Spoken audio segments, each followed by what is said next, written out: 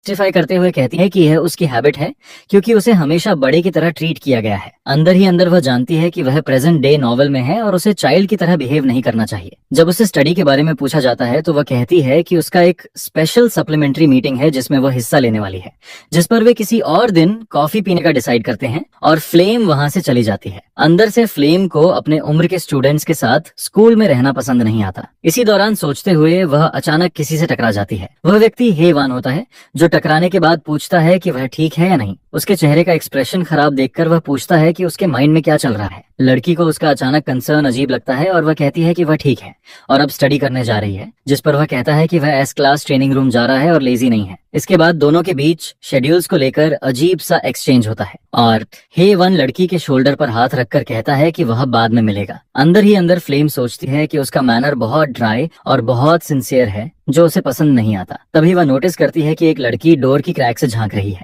वह जैकी होती है और नोटिस होते ही वहां से भाग जाती है, जिससे फ्लेम कंफ्यूज हो जाती है कि वह अब तक वहां खड़ी होकर उस पर स्पाई क्यों कर रही थी। लेकिन वह बहुत बिजी होती है और उसके पीछे नहीं जाती बल्कि सीधे सप्लीमेंट्री मीटिंग की तरफ बढ़ती है। ओरिजिनल नॉवल के अनुसार एसल और होंग भी इस मीटिंग में हिस्सा लेने वाले हैं। वह इसे देखना चाहती है क्योंकि फीमेल प्रोटैगनिस्ट और विलेन आमने सामने होने वाले हैं। जैसे ही वह रूम में एंटर करती है उसे कई फेमिलियर फेसेस दिखाई देते हैं। वह नोटिस करती है कि सभी इंपॉर्टेंट कैरेक्टर्स इसी रूम में मौजूद हैं। ध्यान से देखने पर उसे पता चलता है कि होस्ट क्लास ए का काइल है। यह मीटिंग उन स्टूडेंट्स के लिए है जो अपने ग्रेड्स इंप्रूव करना चाहते हैं और उसे उनसे ऐसी रिएक्शन की उम्मीद भी थी। वह ये भी नोटिस करती है कि मा यूजियांग और बेक यूजिल भी वहां मौजूद हैं। मा यूजियांग इस वर्ल्ड का मेल प्रोटैगनिस्ट माना जाता है और वह साफ तौर पर बेक में इंटरेस्ट दिखा रहा है, जिसे वह कोइंसिडेंस समझती है। आखिर बेक ने हेलिश एग्जाम के सिर्फ 3 सवाल ही सॉल्व किए थे। वह सोचती है कि बेक शुरू से जानता था कि सवाल सॉल्व करके वह क्लास एस में पहुंच जाएगा। अगर बेक यूजिल पहले से जानता था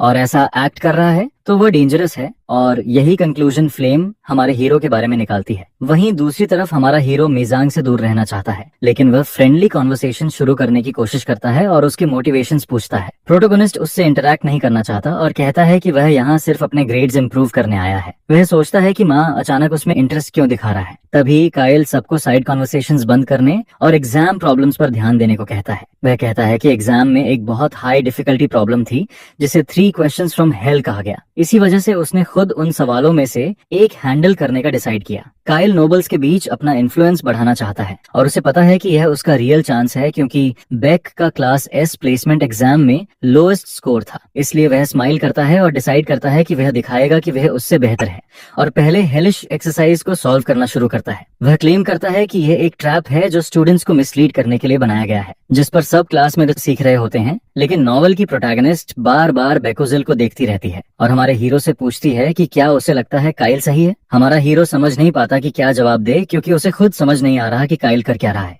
उसे कुछ भी क्लियर नहीं होता, इसलिए वह ऑनेस्ट रहने का डिसाइड करता है और कह देता है कि उसे नहीं पता, जिस पर पूरा क्लासरूम रुककर उसकी बात सुनने लगता है क्योंकि वह कह रहा है कि उसे बोर्ड पर क्या पढ़ाया जा रहा है समझ नहीं आ रहा। लेकिन सब गलत समझ लेते हैं और सोचते हैं कि उसने कहा काइल गलत सॉल्व कर रहा है। प्रोटैगनिस्ट समझ नहीं पाता कि सब उसे ऐसे क्यों देख रहे हैं। तभी बोर्ड पर पढ़ा रहा स्टूडेंट इरिटेटेड हो जाता है और कहता है कि अगर वह गलत कर रहा है तो बेक खुद आकर सवाल सॉल्व करे। यह सुनकर प्रोटैगनिस्ट शॉक्ड हो जाता है क्योंकि वह ये बिल्कुल नहीं चाहता था, जिस पर मा यूजंग हंस देता है और प्रोटैगनिस्ट समझ जाता है कि उसने जानबूझकर उसे टेस्ट करने के लिए ऐसा किया। तो वह सीढ़ियों से नीचे उतरता है और मन ही मन चाहता है कि यह एम्बैरेसिंग सिचुएशन जल्दी खत्म हो जाए। रास्ते में कई स्टूडेंट्स उसे घूरते हैं, जिस पर वह काइल के हाथ से चौक लेता है, अपने बो ग्लासेस पहनता है और 3 हेलिश शिट क्वेश्चन सॉल्व करने की तैयारी करता है। तभी उसे एहसास होता है कि यह असल में वर्ड प्ले का टेस्ट ज्यादा है। जैसे एग्जाम्पल में जब कोई मेज ऐसा स्पेल कास्ट करता है जिसमें टीयर्स शेड करने को कहा जाता है तो गोल उस मीनिंग को समझना था और आंसर उतना मुश्किल नहीं था जितना लग रहा था। अर्थ डिकम्पोजिशन की स्टेट में रोती है। हमारा प्रोटैगनिस्ट भी इसे रिडिकुलस मानता है, लेकिन यही टाइप का सवाल टेस्ट में आया था। काइल ने इसे मैथ प्रॉब्लम की तरह सॉल्व किया था और क्रैक्ड सॉइल के बारे में बात की थी जब वह रोती है। उसका मेथड गलत था, लेकिन वह लक से सही आंसर तक पहुंच गया। हमारा हीरो कहता है कि वह असली तरीका दिखा नहीं सकता, लेकिन वह बता सकता है कि काइल कहाँ गलत हुआ। आखिर प्रॉब्लम में अर्थ लिखा है, लेकिन वह वाटर या विंड भी हो सकता था और वह पूछता है कि तब उसका मेथड काम करता या नहीं और इसी वजह से वह अलग तरीका दिखाने वाला है। यह सुनकर बाजॉय थोड़ा एंग्री हो जाता है क्योंकि बेक उसका पूरी तरह अलग मेथड दिखाने वाला है। वह कहता है कि कायल सिर्फ लक से सही हुआ और उसने सही पाथ फॉलो नहीं किया, जिससे कायल का कॉन्फिडेंस पूरी तरह टूट जाता है। वह मान लेता है कि वह गलत था। फिर प्रोटैगनिस्ट सवाल सॉल्व करने का तरीका सिखाना शुरू करता है, जिस पर रूम में मौजूद सब लोग रुककर सुनते हैं और नोट्स लेने लगते हैं। फ्लेम भी, जो हैरान हो जाती है कि बाकी स्टूडेंट्स उसकी हर बात लिख रहे हैं। आसिल और होंगबे आर्ग्यू कर सकते थे, लेकिन वे भी प्रॉब्लम में डिस्ट्रैक्ट हो जाते हैं, जिससे फ्लेम सोचती है कि क्या यह सही है। मायूजियांग अगले दिन उससे मिलने के लिए एक्साइटेड रहता है। जल्द ही दोनों स्माइल और वेव के साथ गुड बाय कहते हैं। हमारा प्रोटैगनिस्ट अपनी लाइफ में उससे इन्वॉल्व नहीं होना चाहता। अपने हाथ की पाम को देखते हुए वह इमेजिन करता है कि इसका फोन यूज करने से कुछ रिलेशन है। उसे समझ नहीं आता कि उसने बाजोए का अटेंशन क्यों अट्रैक्ट कर लिया, और अब वह यह नहीं चाहता। उसे ये भी अजीब लगता है क्योंकि वह किसी में इंटरेस्टेड नहीं था, फ्लेम में भी नहीं। तभी वह हॉलवे में होंगबाई को देखता है और सोचता है कि वह वहाँ क्या कर रही है। हालांकि यह उसका मैटर नहीं है, फिर भी वह आगे बढ़ने लगता है। तभी लड़की उसे आवाज देकर बात शुरू करती है और कहती है कि वह उससे कुछ पूछना चाहती है, जिस पर हमारा हीरो हैरान हो जाता है। वह उसे कहती है कि उसने पहले सॉल्यूशन एक्सप्लेन क्यों नहीं किया। बेकी यूजुअल सोचता है कि वह इलॉजिकल टेस्ट को लॉजिकल तरीके से एक्सप्लेन नहीं कर पाया और शायद वह किसी बात को लेकर कंफ्यूज्ड है, इसलिए उससे बात करने आई है। वह समझती है कि प्रोटैगनिस्ट उस एनवायरनमेंट में एक्सप्लेन नहीं करना चाहता था, इसलिए हंग बायन कहती है कि वह उसकी भरपाई करेगी और कहती है कि वह अभी उसे सब एक्सप्लेन करे। फिर दोनों लाइब्रेरी जाते हैं और आमने सामने बैठकर एग्जाम पेपर्स खोलते हैं, और वह समझ नहीं पाता कि वह क्लास टेस्ट के 3 सवाल एक्सप्लेन करने के लिए उसे पे क्यों कर रही है। हमारा प्रोटैगनिस्ट कहता है कि उससे सिर्फ 3 सवाल गलत हुए और वह उससे पूछने आई जिसने बाकी सब गलत किए। वह कहती है कि उसे इसका शर्म नहीं, बल्कि उन 3 का आंसर न समझ पाने का शर्म है। जब तक उसे आंसर मिल जाए वह कुछ भी करने को तैयार है। बेक पूछता है कि उसने उसी से क्यों पूछा, वह प्रिंसेस है और उसके बहुत फ्रेंड्स होंगे। वह कहती है कि सभी फ्रेशमैन में सिर्फ 3 लोगों ने वे 3 सवाल सही किए और वह उनमें से एक है। हंग को पता है कि वे सवाल लोगों को गलत कराने के लिए बनाए गए थे, फिर भी तीनों ने आंसर कर दिया, इसलिए वह मुश्किल सिचुएशन में और हेल्प चाहती है। हमारा हीरो समझ ही नहीं पाया था कि वे ट्रिक क्वेश्चंस थे जिन्हें कोई सॉल्व न कर सके। वह इसे क्रेजी मानता है और अब समझता है कि वह क्लास एस में क्यों पहुंचा। साथ ही वह फ्लेम के पहले रूड बिहेवियर को भी समझता है, क्योंकि उसे इस वर्ल्ड की डिटेल्स नहीं पता थी और न ही उन क्वेश्चंस के बारे में। लेकिन वह ये भी कह सकता है कि फ्लेम बाकी लोगों से अलग है। आखिर उसने पूरा नॉवेल पढ़ा है और गेम नहीं खेला, फिर भी वर्ल्ड को क्लियरली समझती है, इसलिए उन सवालों के आंसर उसके लिए क्लियर थे। इसी वजह से उसने बेक को रिकॉग्नाइज किया जो ओरिजिनल स्टोरी में एक्स्ट्रा था और उसके रास्ते में आ गया, और इसी कारण उसने उसके साथ वैसा बिहेव किया जिससे वह सोच में पड़ जाता है। फिर वह पूछता है कि क्या उसने उसकी रिक्वेस्ट सुनना भूल गई जो उसने हेल्प के बदले मांगी थी, और वह कहता है कि उसकी एक सिंपल रिक्वेस्ट है कि वह स्टाफ के बदले उससे एक मैजिक सोर्ड ट्रेड करना चाहता है। आखिर उसके किंगडम के ब्लैकस्मिथ्स ये कर सकते हैं। वह कहती है कि ऐसे वेपन्स लो रैंक मर्सनरीज यूज करते हैं, लेकिन हमारा प्रोटैगनिस्ट कहता है कि यह वेपन्स उसके स्टाइल से मैच करेंगे। बेकी यूजुअल उसे यह एक्सप्लेन नहीं करना चाहता कि उसके पास माना ही नहीं है। होंग बायन कहती है कि वह उसके लिए यह आसानी से कर सकती है। इसके बाद वह पहला सवाल सॉल्व करने का मेथड समझाना शुरू करता है, जहां वह कहता है कि पर्सपेक्टिव चेंज करना होगा, जिससे वह कंफ्यूज हो जाती है। आखिर हंग वीकनेस यही है कि उसकी मैजिक सिर्फ एकेडमिक है और वह उसी में अटक जाती है, लेकिन वह यह दूसरे साल में समझेगी जब वह उससे बुरी तरह हार जाएगी। इसलिए वह सोचता है कि अभी हिंट्स नहीं दे सकता, सिर्फ गाइड करेगा। फिर वह उससे पूछता है कि क्या वह नॉनसेंस क्विज के बारे में जानती है ताकि उसकी थिंकिंग स्टिमुलेट हो सके।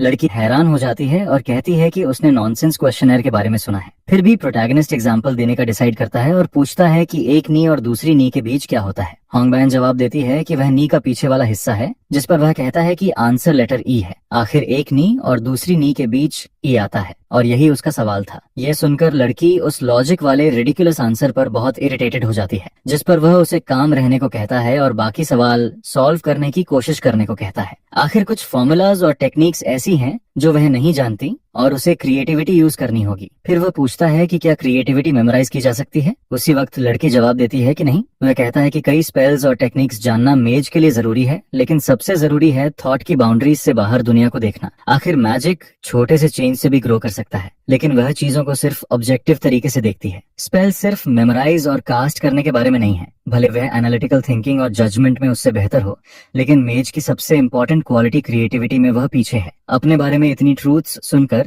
लड़की थोड़ा अनकंफर्टेबल हो जाती है और उन्हें समझने की कोशिश करती है। हमारा हीरो नोटिस करता है कि क्रिटिसिज्म सुनते हुए उसका चेहरा ज्यादा सीरियस और क्लोज्ड ऑफ हो गया है। होंग बायन उसकी सारी बातें समझ जाती हैं, भले थोड़ा कॉम्प्लिकेटेड हो। बेकी यूजियो को यह फैसिनेटिंग लगता है क्योंकि उसे खुद नहीं पता वह क्या बोल रहा है और फिर भी उसने एक्सेप्ट कर लिया। खुश होकर कि वह समझ गई, वह टेस्ट रिव्यू शुरू करने का डिसाइड करता है। इसके बाद वह एक क्विज बनाता है जिसमें एक स्टोन ने लॉग को ग्रीट किया और टाइम क्या है। लड़की कहती है कि उसे नहीं पता और क्विज का आंसर 8.00 है, क्योंकि यह हाई लॉग जैसा साउंड करता है। फिर वह ऐसे कई स्टूपिड क्वेश्चंस पूछता रहता है जो क्रिएटिविटी फोर्स करते हैं। होंगबे किसी का भी आंसर नहीं दे पाती, जिससे वह इरिटेट होने लगती है। हमारा प्रोटैगनिस्ट समझ जाता है कि वह कभी भी एक्सप्लोड कर सकती है, फिर भी वह क्वेश्चंस पूछता रहता है और एक और पन बनाता है और लगता है ये भी वह सॉल्व नहीं कर पाएगी। तभी वह अचानक सही आंसर दे देती है। टेलीपोर्टेशन मेज कहता है कि लड़की ने यह सवाल सही कर लिया। ये पहली बार है जब उसने उसे स्माइल करते देखा है, चाहे गेम में हो या रियल लाइफ में।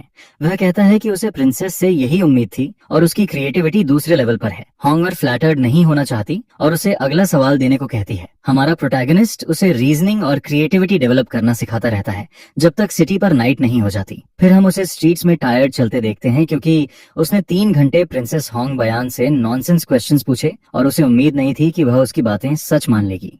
वह बिना डाउट एक एक्सीलेंट स्टूडेंट है और उसका माइंड शार्प है, लेकिन उसकी वीकनेस रिजिड थिंकिंग है। हमारा मेज थोड़ा गिल्टी फील करेगा अगर वह सच में विलन बन गई, इसलिए उसे जल्दी लैंड ट्रांसफॉर्म और मैजिक सोर्ड चाहिए ताकि वह ज्यादा काम कर सके। बेक यूजुअल क्लास के लिए जरूरी बुक्स खरीदने वापस जाने का डिसाइड करता है, लेकिन वह स्ट्रीट्स भूलने लगता है और एमलेसली घूमता रहता है जब तक आखिर उसे वह जगह नहीं मिलती जिसकी वह तलाश कर रहा था, जो काफी सिनिस्टर दिखती है। अंदर जाते ही वह नोटिस करता है कि सब कुछ वॉर्न डाउन है और बहुत पुरानी किताबें हैं। उसे पता है कि ओनर की अजीब हैबिट है, वह सोने का नाटक करता है और कस्टमर्स को देखता रहता है। यह एक डर्टी और नेमलेस बुक स्टोर है। स्टेला में 10 साल पहले टॉप ग्रेजुएट हुई स्टूडेंट मीला की नोट्स यहाँ छिपी हुई हैं। उस वक्त गेम में एक बटन दबाने पर स्क्रीन पर लेसन दिख जाता था, लेकिन रियल लाइफ में उसे बुक ढूंढनी पड़ती है। इतना ही नहीं, किस बुक का यूज किया जाए इस पर उसके ग्रेड बढ़ने की स्पीड भी डिपेंड करती है। शुरू में उसने फेमस प्लेसेस से बुक्स खरीदी थी, लेकिन बाद में उसे पता चला कि अच्छे बुक्स छिपे होते हैं, जैसे ऐसे बुक स्टोर में। इसलिए वह माला की मैजिक इंजीनियरिंग नोट्स ढूंढ रहा है। इससे लगभग गारंटी है कि उसे परफेक्ट स्कोर मिलेगा और बोबो ग्लासेस यूज करने से उसके ग्रेड्स और बढ़ते हैं। आखिर उसे उस टूटे फूटे बुक स्टोर में वह बुक मिल जाती है जिसे वह ढूंढ रहा था, लेकिन जैसे ही वह बुक उठाने जाता है, कोई उससे टकराकर वही बुक पकड़ लेता है। वह देखता है कि वह लड़की एसल है जो मीला की नोट्स लेने की कोशिश कर रही है। लड़का कहता है कि वह उसे जानता है क्योंकि वह बहुत फेमस है।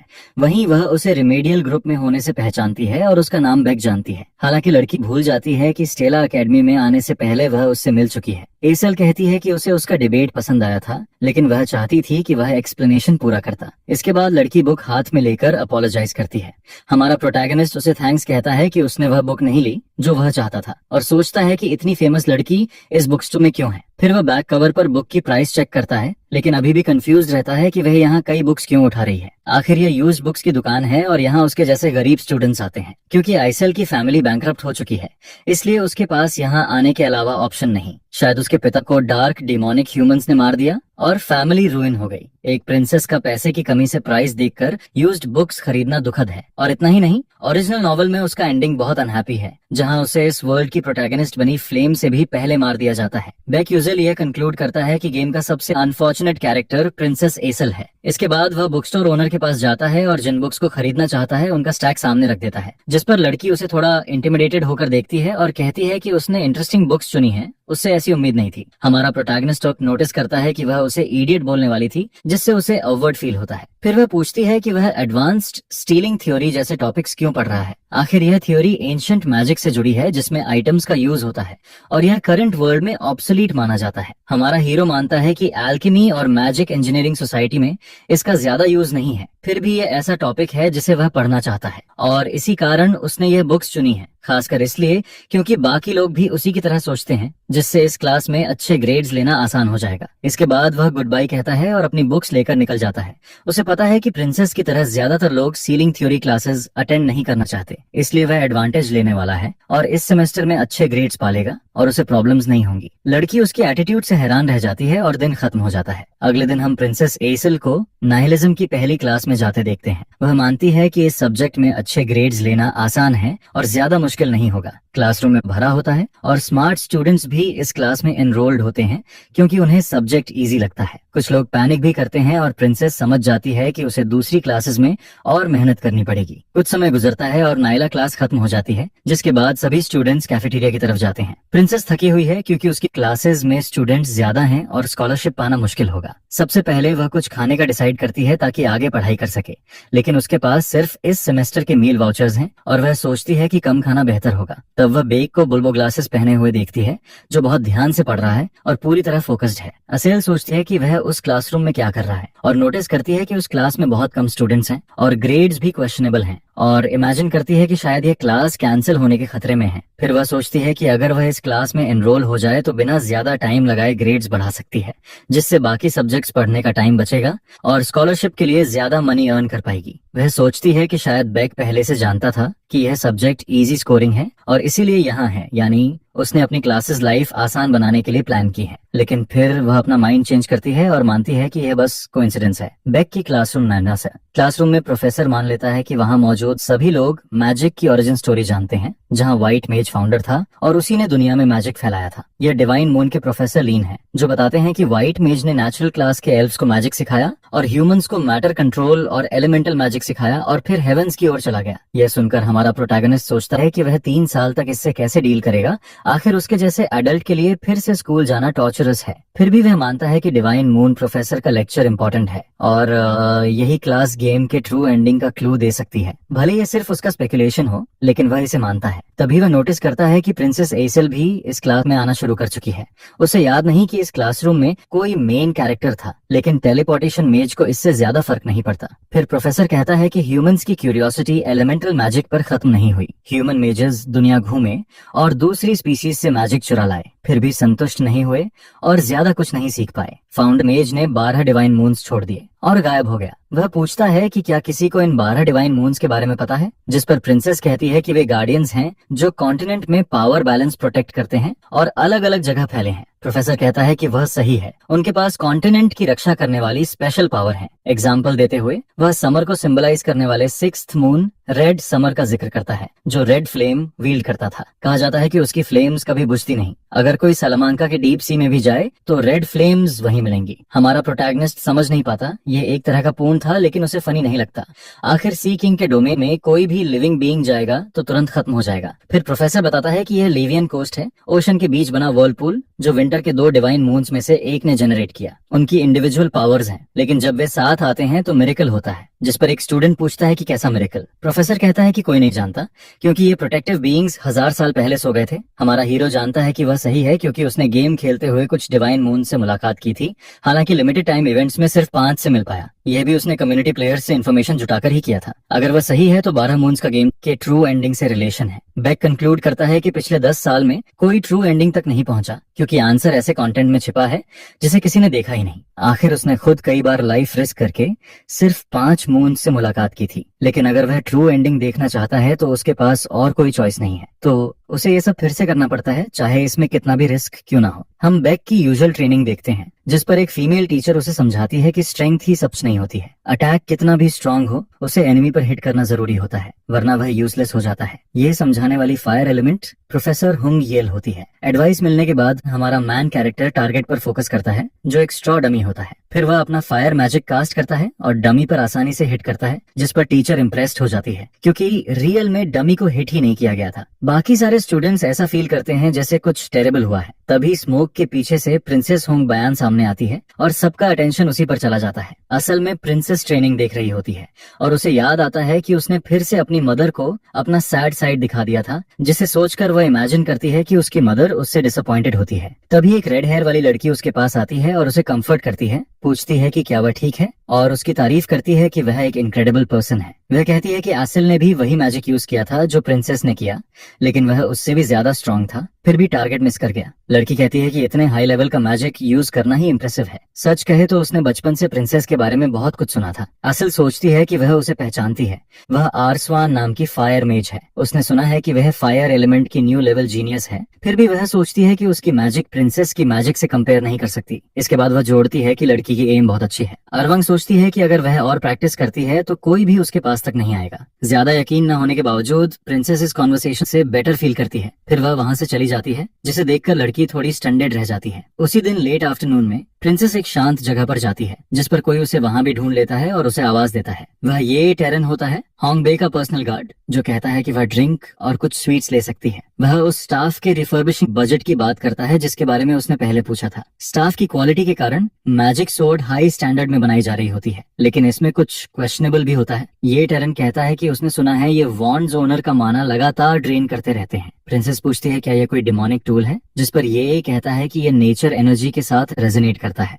एसल को ये बहुत स्ट्रेंज लगता है कि कोई वॉन्ड ओनर का माना भी ले और नेचर एनर्जी से रेजोनेट भी करे। वह पूछती है कि वह trash staff mid to high tier क्यों है। उसका पर्सनल गार्ड बताता है कि यही असली रीजन है। उसकी ओरिजिनल एबिलिटी यूजर के माना को स्ट्रेंथन करती है, इसलिए स्टाफ हाई टियर था, लेकिन उसे पकड़ते ही माना ड्रेन होने के कारण उसे मिड टू हाई टियर में डाउनग्रेड किया गया। फिर वह पूछता है कि वह एक स्टूडेंट होकर यह सब कैसे जानती है, जिस पर ये भी कंफ्यूज हो जाता है। एसल सोचती है कि ज्यादातर लोग उस तरह के स्टाफ से रेजोनेट नहीं कर पाएंगे, भले ही वह खुद पूरी तरह ना समझे, लेकिन उसे पूरा यकीन है कि वह कॉमनर जरूर समझेगा, क्योंकि उसे लगता है वह one of a kind person है। कुछ दिन गुजरते हैं और सेमेस्टर ऑफिशियली शुरू हो जाता है। वे अटैक मैजिक की क्लास में होते हैं, जो बाकी मैजिक से ज्यादा कोर्जन मांगती है, इसलिए मना ऑर्बिटल क्लास मैंडेटरी होती है, जिसे प्रोफेसर कीएम पढ़ाता है। उस दिन से वे आपस में बैटल्स करने वाले होते हैं ताकि शूटिंग और एएमएन सीख सकें। उसी वक्त वे ऑर्बिटल फॉर्मूला डिस्कस करते हैं, जो बहुत नर्डी और समझने में हार्ड होता है। स्टूडेंट्स कहते हैं कि अगर किसी का मेन एलिमेंट वाटर नहीं है तो वह सब्जेक्ट के सवालों का जवाब नहीं दे पाएगा।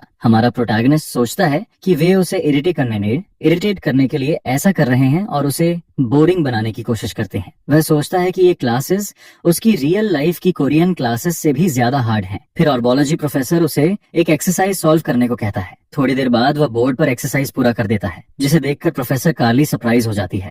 आखिर उसने बहुत मुश्किल इक्वेशन को बहुत आसानी से सॉल्व कर दिया था। वह पूछती है क्या बेक यूजिल का मेन एट्रीब्यूट वाटर है, जिस पर वह मना कर देता है। इसके बाद वह कहती है कि बाकी प्रॉब्लम्स अगली क्लास में कंटिन्यू होंगे। हमारा हीरो उस प्रॉब्लम को सॉल्व करने के बाद क्लासरूम से एक अब्सर्ड ऑरा के साथ बाहर निकलता है, जिस पर प्रिंसेस हॉलवे में उससे बात करना चाहती है। वह कहती है कि उसे उससे एक क्वेश्चन पूछना है और पूछती है क्या उसके पास कुछ कहने के लिए है। वह इससे इम्प्रेस्ड हो जाता है। लड़की ने टेलीपोर्टेशन मेज को ऑब्जर्व करते हुए कुछ नोटिस किया था। ग्रेड से अलग वह बहुत इंटेलिजेंट है और रैंकिंग के टॉप स्टूडेंट से कंपेयर किया जा सकता है। जब वह बोर्ड पर गया और एक्सरसाइज ऐसे सॉल्व किया जैसे कुछ था ही नहीं, तब वह बहुत इम्प्रेस्ड हुई। उस प्रॉब्लम का लेवल यूनिवर्सिटी लेवल था, उनका नहीं। स्टेला को जीनियसेस की जगह मानते हुए भी वह जानना चाहती है कि बेक यूजियल रियल में कौन है। वह सोचती है शायद ऐसा ना हो, लेकिन उसे लगता है कि वह कोर्स एनरोलमेंट स्ट्रेटेजी यूज करता है। अगर ऐसा है तो उसे अगली क्लास के लिए उससे इन्फॉर्मेशन लेनी पड़ेगी। हमारा प्रोटैगनिस्ट पूछता है क्या वह उसमें इंटरेस्टेड है, जिस पर वह डिसग्यूज्ड होकर कहती है ये डिसग्यूज्ड है, और वह भी अग्री कर देता है। अंदर से वह भी डिसग्यूज्ड फील करता है, क्योंकि वह एडल्ट है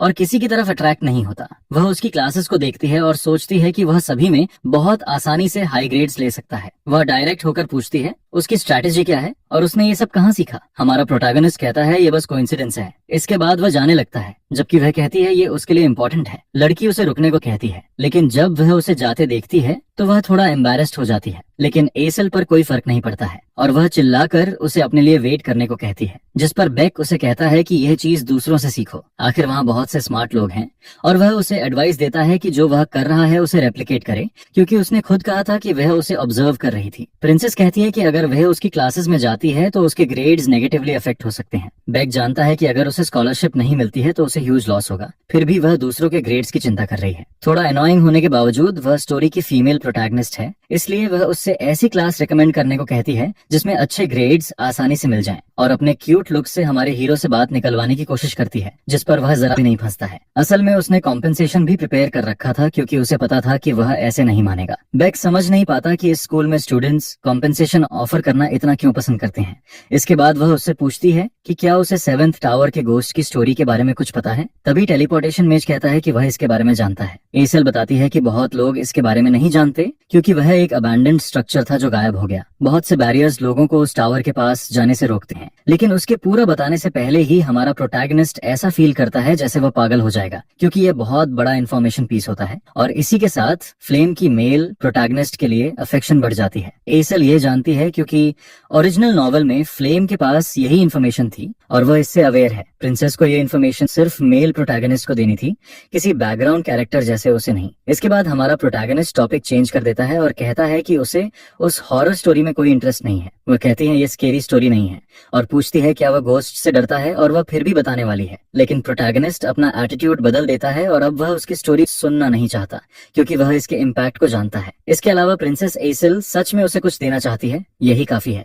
वह उसे कहता है कि आर्ट सब्जेक्ट में अच्छा करने के लिए अबिस मेडिटेशन जर्नी चूज करे, जिस पर वह देखती है कि बेक ने लूनर डिवाइन स्टडीज चूज किया है और पूछती है क्या वह कल्टीवेशन में इंटरेस्टेड है। वह कहता है ऐसा नहीं है और समझाता है कि उसका मास्टर भी उसके जैसा बिशप था और मेडिटेशन से उसकी मैजिकल पावर बढ़ी थी। प्रिंसेस यह सुनकर सरप्राइज हो जाती है। हालांकि यह इन्फॉर्मेशन अभी वाइडली नोन नहीं है, लेकिन बिशप्स जिनके पास डिस्ट्रक्टिव लार्ज स्केल मैजिक होता है उनके लिए मेडिटेशन बहुत इंपॉर्टेंट हो जाता है। स्पेल में बहुत फॉर्मूलाज और इक्वेशंस लगते हैं, लेकिन माना माइंड से मूव होता है, इसलिए मेडिटेशन जरूरी होता है। वह कहता है नॉर्मली वह किसी को नहीं बताता, लेकिन वह लड़की क्यूट है इसलिए एक्सेप्शन करता है। एस उसे थैंक्स करती है और सोचती है यह उसकी ग्रेड्स में हेल्प नहीं करेगा, फिर भी वह एनरोल करेगी। उसके जाने के बाद बेक हैरान होता है कि उसने उसे यह बता दिया और वह बटरफ्लाई इफेक्ट को लेकर वरी करता है। लेकिन अगर वह डरकर उसे इग्नोर करता है तो इस लाइफ में भी उसकी ट्रैजिक डेथ हो सकती है। वह कहता है प्रिंसेस के लिए अच्छा होगा अगर वह मेडिटेशन क्लास लेती है। यह सोचते हुए वह मानता है कि वह खुद भी मेज है और उसे ट्रेनिंग करनी चाहिए। गेम में बेक सिर्फ बॉडी ट्रेन करता था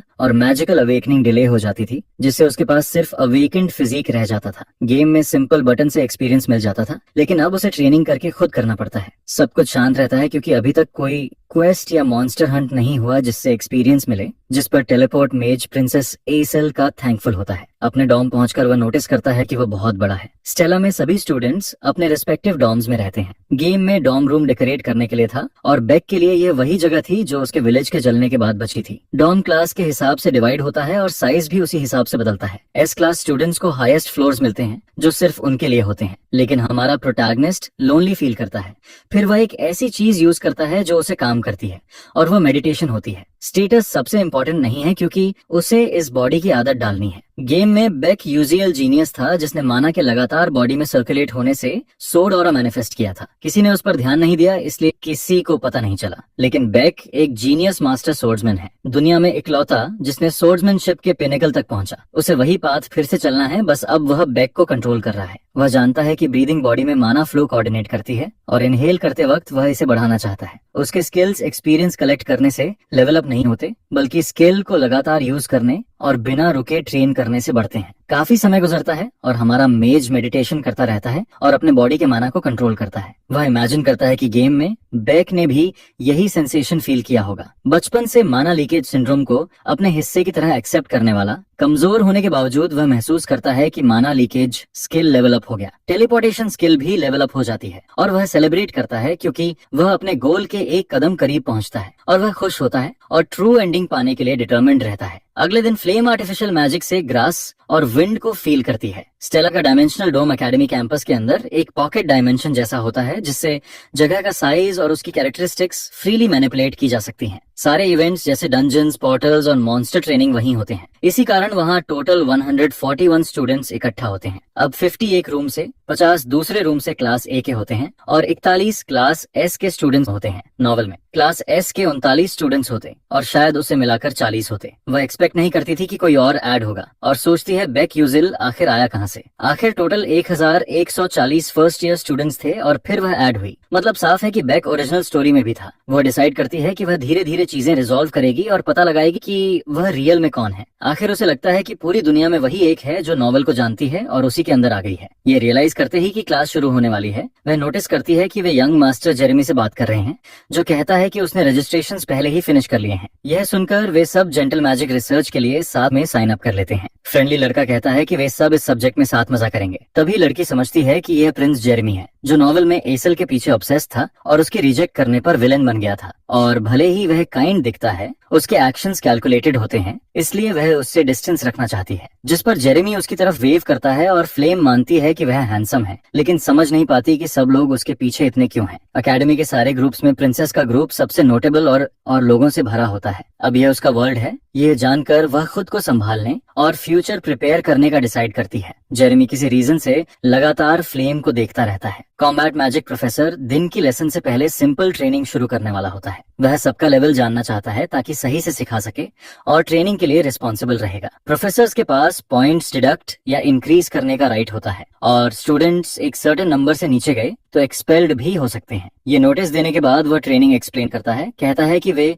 डंजन में सिमुलेटेड ट्रेनिंग करेंगे जिसमें रियल इवेंट्स, ट्रैप्स और मॉन्स्टर्स होंगे। रिस्क लेवल 1 मॉन्स्टर हराने पर 4 पॉइंट्स मिलेंगे, रिस्क लेवल 2 मॉन्स्टर पर 8 पॉइंट्स मिलेंगे और पॉइंट स्टिक मिलने पर 20 पॉइंट्स मिलेंगे। टॉप 5 को स्मॉल रिवॉर्ड मिलेगा और जिनके 0 पॉइंट्स होंगे उनके पॉइंट्स डिडक्ट होंगे। अगर कोई अकेले डरता है तो टीम बना सकता है और पॉइंट स्प्लिट हो जाएंगे। वह कहता है कि अगर वे किसी दूसरे स्टूडेंट को डिफीट करते हैं तो उसके पॉइंट्स भी मिलेंगे। इसके बाद प्रोफेसर गायब हो जाता है। स्टूडेंट्स शॉक्ड रह जाते हैं क्योंकि प्रोफेसर वैनिश हो गया। उसी के तुरंत बाद जमीन हिलने लगती है और ट्रांसफॉर्म होने लगती है। अचानक पूरा एनवायरनमेंट बदल जाता है और Jack and the beanstalk map बन जाता है जिसमें ह्यूज ट्रीज और इनॉर्मस वाइन्स होते हैं। स्टूडेंट्स खुद को बड़े बड़े वाइन्स और ट्रीज से घिरा पाते हैं। फ्लेम को भी फील होता है कि उसे इस मिशन पर जाना चाहिए। अपने स्टाफ को देखते हुए जैकी आती है और पूछती है क्या वह प्रैक्टिकल ट्रेनिंग में अकेली रहेगी। लड़की ज्यादा पॉइंट्स कमाने के लिए अकेले रहना पसंद करती है, टीम बनाने के बजाय। उसकी फ्रेंड समझ जाती है कि वह ग्रुप इसलिए नहीं बनाना चाहती क्योंकि पॉइंट्स टीममेट्स में शेयर होंगे। फिर वह कहती है